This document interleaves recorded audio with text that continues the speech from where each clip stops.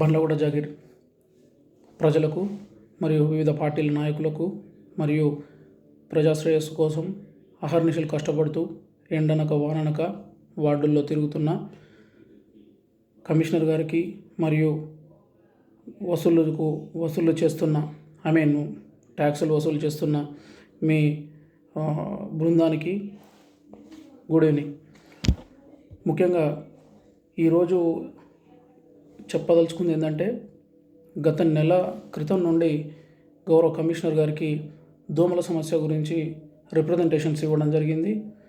దానికి ఏ ఒక్క రిప్రజెంటేషన్ కూడా రిప్లై రాలేదు. ఇది చాలా దురదృష్టకరం. సరే, రిప్లై రాకపోవడం గురించి పక్కన పెడితే, మీకు ఏమైనా భవిష్యత్ ప్రణాళిక దోమల విషయంలో ఏమైనా ఉందా అనే విషయాన్ని కూడా గౌరవ కమిషనర్ గారు తెలియజేస్తే బాగుంటుంది. ఎందుకంటే ప్రజల ఆరోగ్యాల దృష్ట్యా ఈరోజు ఖచ్చితంగా నిర్ణయం తీసుకునేది మీది ఒక బాధ్యతగా ఉంది. ఎందుకంటే పాలకవర్గం లేదు కాబట్టి నేరుగా మీరే ఆ నిర్ణయం తీసుకునే అవకాశం ఉంది. కాబట్టి దయచేసి దీని గురించి పునరాలోచించాలని నేను మిమ్మల్ని విజ్ఞప్తి చేస్తూ ఉన్నాను. కార్పొరేషన్లో మొత్తం 22 వార్డులకు కలిపి around 6 kilometres radius of Bandlaguda Jagir municipal corporation. మనకున్నవి ఓన్లీ 3 ఆటోలు అండి. అవి ఏ విధంగా పనిచేస్తున్నాయంటే ఒక రాకెట్ మాదిరిగా వెళ్ళిపోతున్నాయి. ఈ వీడియోలో చూస్తే మీరు ఒకవైపు ఫాగింగ్ మిషన్ వెళ్ళిపోతూ ఉంటే ఆ ఫాగ్ అనేది పైకి పోతూ ఉంది, అంటే అంత స్పీడ్లో పోతూ ఉంది. సో దానికి కూడా మీరు ఏ విధంగా దీన్ని పరిష్కరిస్తే బాగుంటుంది, ఆ స్పీడ్ని కొంచెం తగ్గించి కనీసం దోమలు పోయే విధంగానైనా మీరు దాన్ని స్ప్రే చేయాల్సిన అవసరం ఉంది. హర్రీబరీగా వెళ్ళిపోతూ ఉన్నారు. ఇప్పుడు ఒక వార్డులో ఒక వెహికల్ నడుస్తూ ఉంటే మనకు ఆ ఇన్ఫర్మేషన్ ఏ విధంగా వస్తుంది? అసలు ఆ వార్డులో నడుస్తూ ఉందా, వెహికల్ నడవట్లేదా అనే విషయం అనేది పక్కన వాడడానికి ఏ విధంగా తెలుస్తుంది? ఫర్ ఎగ్జాంపుల్, నేను ఫోన్ చేసి ఎక్కడుందండి వెహికల్ వస్తుందా ఈరోజు అంటే, 3వ వార్డులో పనిచేస్తుంది, లేకపోతే 5వ వార్డులో నడుస్తుంది ఈరోజు అని చెప్తా ఉన్నారు. There is no tracking. అక్కడ ట్రాకింగ్ ఏం లేదు. అసలు నడుస్తున్నాయా లేదో కూడా మాకు ఇన్ఫర్మేషన్ ఏం లేదు. వాటికి మరి ఎంత బిల్స్ పెడుతున్నారు, ఏ విధంగా పెడుతున్నారు బిల్స్ అనేటివి అసలు ఆ దేవునికి ఎరక ఆ ఇన్ఫర్మేషన్ అయితే. కాబట్టి ఇంత పెద్ద కార్పొరేషన్కి దాదాపు వార్డుకు ఒక మిషన్ ఉంటే ఎంతో కొంత వెసులుబాటు కలుగుతుంది. అంతే తప్ప ఒక 3 మిషన్లు పట్టుకొని మీరు కార్పొరేషన్ అంతా కవర్ చేస్తామంటే అది ఎట్టి పరిస్థితుల్లో వీలు కాదు. ఫాగింగ్ కూడా ఫస్ట్ వీక్లో 2 రోజులకు ఒకసారి చేసి దాని తర్వాత వారానికి ఒకసారి చేయాల్సి ఉంటుంది. ఇక్కడ ఆ విధంగా జరుగుతలేదు. ఒక కాలనీ కవర్ చేయాలంటే దాదాపు ఒక 2-3 మినిట్స్లో కాలనీ మొత్తం కవర్ అయిపోతుంది. చిన్న కాలనీలు అయితే, పెద్ద కాలనీలు అయితే దాదాపు 10 మినిట్స్లో కవర్ చేస్తూ ఉన్నారు.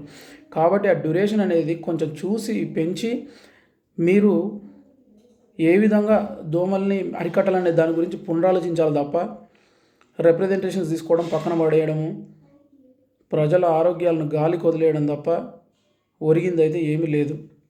దాదాపు 100ల కొలది రిప్రజెంటేషన్స్, ఇంకా సోషల్ మీడియా ఈ వాట్సాప్లో చూస్తే మాత్రము అనేక కంప్లైంట్స్. ఒక్క కంప్లైంట్ కూడా ఇంతవరకు ఏం చేద్దాము, ఈ దోమల సమస్య ఏ విధంగా అరికడదాం అనేది మీరు ఆలోచించకపోవడం చాలా బాధాకరం. ఒక పక్క మూసీ నది, మరో పక్క చుట్టూ ఆర్మీ ఏరియా. ఎటు చూసినా కూడా ఒకవైపు చెట్లు, చెత్త చెదారం అటు నుంచి వచ్చే అవకాశం ఉంది.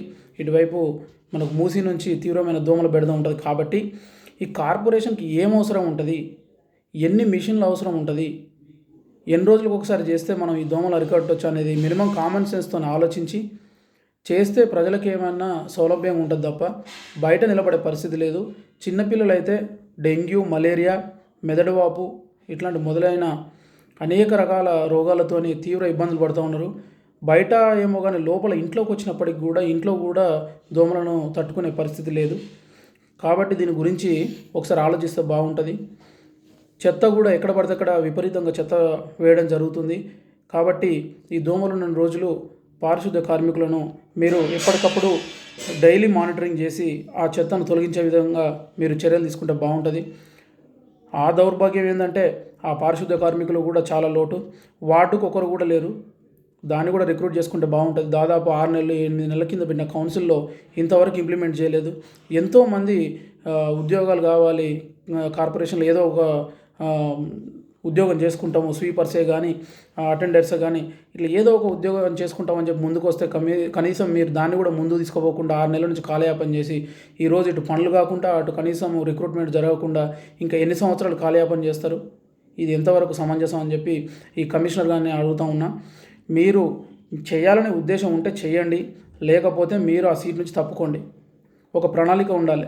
ఒక కార్పొరేషన్ డెవలప్ చేయాలంటే ఒక ప్రణాళికాబద్ధంగా ముందుకు పోతే కార్పొరేషన్లో ప్రజలు సుఖ సంతోషాలతో ఉంటారు, కార్పొరేషన్ డెవలప్ అవుతుంది.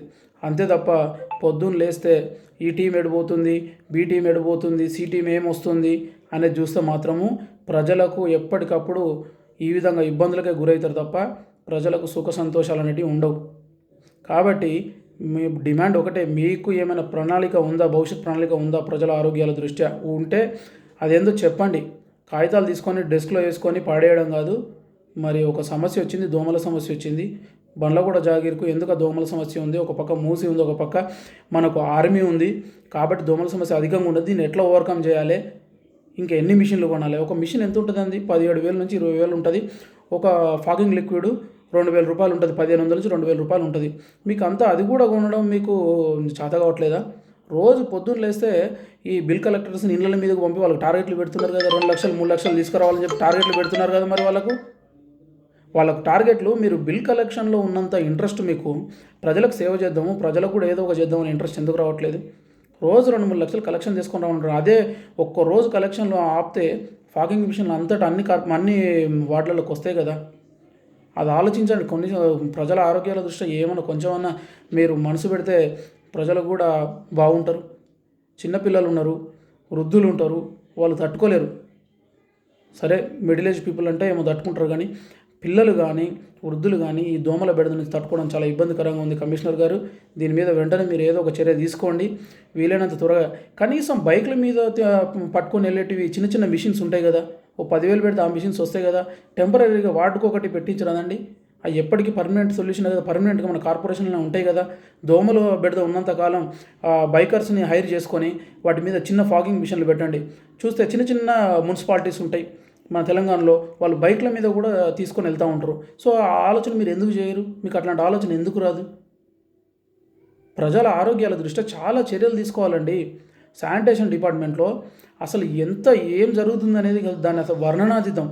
ఆల్రెడీ దాని గురించి ఆర్టీఐ కూడా వేసిన, దాని గురించి కూడా ఎట్లాంటి ఎక్స్ప్లెనేషన్ లేదు. ఎందుకు ఇంత నిమ్మకు నీరెత్తినట్టు ఉంటున్నారు? పొద్దుగా లేవగానే అదేదో తడి పొడి చెత్త అని పెట్టుకొని తిరిగే బదులు వార్డులకు రండి. ఆ చెత్త ఏదో, అవును ఆ చెత్త నుంచి కూడా డబ్బు వస్తుంది కదా, ఏం చేస్తున్నారండి నాకు అర్థం కాదు.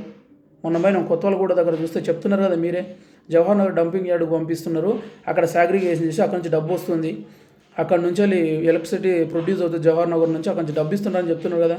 వీళ్ళు వేసే డబ్బు ఏదో అదే మాకు ఖర్చు పెట్టరా అండి? ఆ మిషన్స్ ఏదో ఆ వచ్చే డబ్బు నుంచి ఇప్పారా అండి? దేనిది దానికి పెట్టండి. ఇప్పుడు శానిటేషన్ డిపార్ట్మెంట్లో మీకు వచ్చే చెత్త నుంచి వచ్చిన డబ్బుని ఈ దోమలకు ఇట్లాంటి ఫాగింగ్ మిషన్స్ కొనడానికి పెట్టండి. వెళ్ళి చూడండి, లంగరాజు దగ్గర హుడా పార్క్లో కొత్త ఒక మిషన్ పెట్టినారు చూడండి. ఎంఆర్డీసీలలో మూసీ రివర్ డెవలప్మెంట్ కార్పొరేషన్ వాళ్ళు కొత్త మిషన్ తీసుకొచ్చి పెట్టినారు. అది అరౌండ్ సరౌండింగ్ 200 రేడియస్లో ఉన్న దోమలన్నింటినీ క్యాచ్ చేస్తుంది. సో అట్లాంటి టెక్నాలజీ ఏమైనా ఉందో చూడండి, అక్కడ ఒకటి పెట్టి చూడండి. పైలట్ ప్రాజెక్ట్ కింద ఒక 2 తీసుకోండి, ట్రై చేయండి. అవి బాగా ఎఫెక్టివ్ పనిచేస్తున్నాయట. అట్లాంటి ఆలోచనలు ఎందుకు చేయరు? ప్రజల గురించి ఎందుకు ఆలోచిస్తలేరు? ప్రజల దగ్గర నుంచి పన్నులు ముక్కుబిండి వసూలు చేస్తున్నారు, ఇండ్ల మీద పంపిస్తున్నారు. పొద్దున్న లేస్తే బిల్ కలెక్టర్స్ని వాళ్ళకు కూడా టార్గెట్ ఓరియంటెడ్గా రోజుకు 3 లక్షలు లేకపోతే ఆఫీసర్ రావద్దని చెప్తున్నారట. వాటి మీద డబ్బులు వసూలు చేసుకునేంత, వాటి మీద వసూళ్ళ మీద ఉన్నంత ఇంట్రెస్ట్ ప్రజల ఆరోగ్యాల మీద మీకు ఎందుకు ఉండట్లేదు? చెప్పండి, దయచేసి చెప్పండి. హైర్ చేసుకోండి మిషన్స్. మీకు ఒకవేళ కొనడం ఇంట్రెస్ట్ లేకపోతే హైర్ చేసుకోండి. 93.5 కోట్లు 94 కోట్ల బడ్జెట్ వచ్చింది కదా, ఏం చేసుకుంటారు అదంతా? సరే, ఆ 94 కోట్ల బడ్జెట్ స్టాంప్స్ అండ్ డ్యూటీ అది పక్కన పెట్టినాం, ఓకే. అది ఏదో మాకు తెలియదు దాని గురించి, దాన్ని ఫ్రీజింగ్ అంటున్నారు, ఇంకేదో చెప్తున్నారు. ఆ కారణాలు మాకు అన్నీ అనవసరం. ట్యాక్స్లు వసూలు చేస్తున్నారు కదా, రోజుకు 2-3 లక్షల ట్యాక్స్లు, 5 లక్షల ట్యాక్స్లు వసూలు చేస్తున్నారు కదా, వాటినే పెట్టండి. ప్రజల ఆరోగ్యాల కోసం పెట్టండి. ఫస్ట్ ఈ ఫాగింగ్ గురించి ఇంట్రెస్ట్ తీసుకొని వాటికి ఒక మిషను, ఈ బైక్స్ మీద పెట్టే చిన్న మిషన్ కోసం అవైనా తీసుకొని వాటినైనా టెంపరీగా మీరు రిలీఫ్ ఇస్తే బాగుంటుందని ఆశాభావం వ్యక్తం చేస్తూ ఉన్నాం. ఇక మీదనైనా మీ మొద్దు నిద్ర మానేసి ప్రజల ఆరోగ్యాల గురించి ఆలోచించండి. పైసలు అయితే ఎట్లయితే వసూలు చేస్తున్నారో ట్యాక్సులు, ఆ ట్యాక్సుల వసూల మీద ఇంట్రెస్టు దీని మీద కూడా పెట్టండి దయచేసి. శానిటేషన్ మీద పెట్టండి.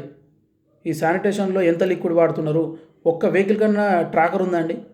చెప్తున్నారు 19వ వార్డులో నడుస్తుందని చెప్తున్నారు. ఎవరికి తెలుసు 19వ వార్డులో? 19వ వార్డులోనికి 1వ వార్డు అని చెప్తారు, 1వ వార్డుకి 20వ వార్డు అని చెప్తారు. ఎవరు తెలుసు ఏ మిషన్ ఎక్కడ పనిచేస్తుందో? మాకు తెలుసా? ట్రాకర్ పెట్టండి, మేము కూడా చూసుకుంటాం కదా. మా కాలనీకి వచ్చిందని, ఇప్పుడు మా కాలనీకి వచ్చిన విషయం 100 మందికి తెలియదు.